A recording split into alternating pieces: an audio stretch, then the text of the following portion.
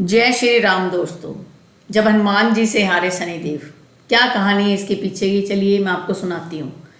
शनिदेव के नाम से ही हर व्यक्ति डरने लगता है।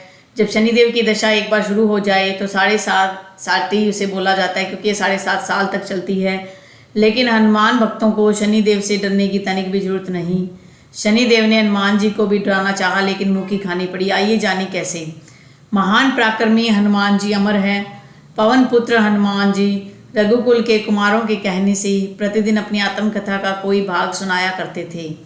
उन्होंने कहा कि मैं एक बार संध्या समय अपने आराध्य श्री राम का स्मरण करने लगा तो उसी समय ग्रहों में पाप ग्रह मंदगति सूर्यपुत्र शनिदेव पधारे। वह अत्यंत कृष्ण वर्ण के भीषणाकार थे। वह अपना सिर प्राय झुकाए रखते हैं, जिस पर अपनी दृष्टि डालते हैं वह अवश्य नष्ट हो जाता है। शनिदेव हनुमान जी के बाहुबल और पराक्रम को नहीं जानते थे। हनुमान जी ने उन्हें लंका में दशग्रीव के बंधन से मुक्त किया था। वह हनुमान जी से विनयपूर्वक किंतु कर्कश स्वर में बोले, हनुमान जी मैं आपको सावधान करने आया हूँ। त्रेता की बात दूसरी थी, अब कलयुग प्रारंभ हो गया है। भगवान वासुदेव ने जिस क्षण अपनी अवतार लीला का समापन किया उसी क्षण से पृथ्वी पर कली का प्रभुत्व हो गया। यह कलयुग है। इस युग में आपका शरीर दुर्बल और मेरा बहुत बलिष्ठ हो गया है। अब आप पर मेरी 7.5 की दशा प्रभावी हो गई है। मैं आपके शरीर पर आ रहा हूँ। शनिदेव को इस बात का तनिक भी ज्ञान नहीं था कि रघुनाथ जी के चरणों में बैठे रहने पर काल का प्रभाव नहीं होता। करुणा निधान जिनके हृदय में एक क्षण को भी आ जाते हैं, काल की कला वहाँ सर्वथा निष्प्रभावी हो जाती है। प्रारब्ध के विधान वहाँ प्रभुत्वहीन हो जाते हैं। सर्वसमर्थ पर ब्रह्मा के सेवकों का नियंत्रण संचालन पोषण प्रभु ही करते हैं। उनके सेवकों की ओर दृष्टि उठाने का साहस कोई सुरसुर करे तो स्वयं अनिष्ट भाजन होता है। शनिदेव की अग्रज यमराज भी प्रभु के भक्त की ओर देखने का साहस नहीं कर पाते। हनुमान जी ने शनिदेव को समझाने का प्रयत्न किया, आप कहीं अन्यत्र चले जाएं। ग्रहों का प्रभाव पृथ्वी के मरणशील प्राणियों पर ही पड़ता है।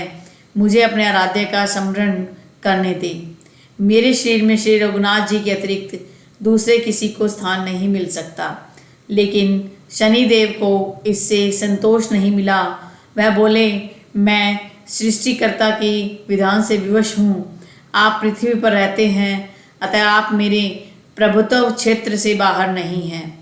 पूरे 22.5 वर्ष व्यतीत होने पर 7.5 वर्ष के अंतर से 2.5 वर्ष के लिए मेरा प्रभाव प्राणी पर रहता है, किंतु यह गौण प्रभाव है। आप पर मेरी 7.5 आज इसी समय से प्रभावी हो रही है। मैं आपके शरीर पर आ रहा हूँ, इसे आप टाल नहीं सकते। फिर हनुमान जी कहते हैं, जब आपको आना ही है तो आइए।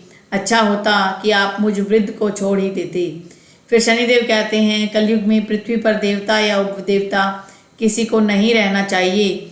सबको अपना आवास सूक्ष्म लोकों में रखना चाहिए। जो पृथ्वी पर रहेगा वह कलयुग के प्रभाव में रहेगा और मेरी पीड़ा उसे भोगनी पड़ेगी। और ग्रहों में मुझे अपने अग्रज यम का कार्य मिला है। मैं मुख्य मारक ग्रह हूँ और मृत्यु के सबके निकट वृद्ध होते हैं, तब मैं वृद्धों को कैसे छोड़ सकता हूँ। हनुमान जी पूछते हैं, आप मेरे शरीर पर कहाँ बैठने जा रहे हैं। शनिदेव गर्व से कहते हैं, प्राणी के सिर पर। मैं 2.5 वर्ष प्राणी के सिर पर रहकर उसकी बुद्धि विचलित बनाए रखता हूँ। मध्य के 2.5 वर्ष उसके उदर में स्थित रहकर उसके शरीर को अस्वस्थ बनाता हूँ और अंतिम के 2.5 वर्ष पैरों में रहकर उसे भटकाता हूँ। फिर शनिदेव हनुमान जी के मस्तक पर आ बैठे तो हनुमान जी के सिर पर खाज हुई।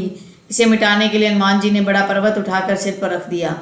शनिदेव चिल्लाते हैं, ये क्या कर रहे हैं आप। फिर हनुमान जी कहते हैं, जैसे आप सृष्टिकर्ता के विधान से विवश हैं, वैसे मैं भी अपने स्वभाव से विवश हूँ।